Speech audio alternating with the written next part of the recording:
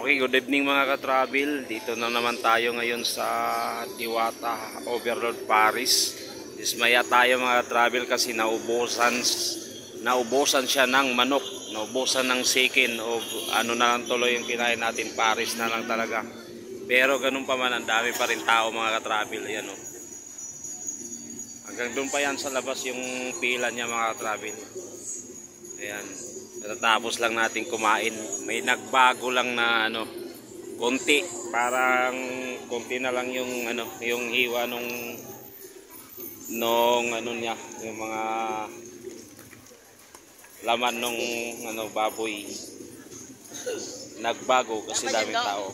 Saka may iba tayo napansin dito mga ka-travel. Lahat ng mga empleyado niya, mga nakadamit na kay Francis Tolentino, naka-Tolentino na nandito para maniwala kayo na ganun na nga yung mga damit. Ayan o.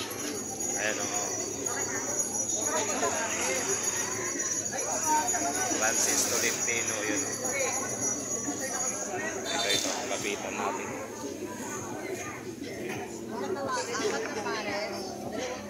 Kasi hati kayo sa isang at na lang kayo. So yun, yung mga travel, wala pang eleksyon pero mayroon nang may hawak na politiko. Tapos kabila mahaba na rin yung pila doon kay Encanto, tapos yung picture niya kay Coco Martin. Oh, okay, kain ako.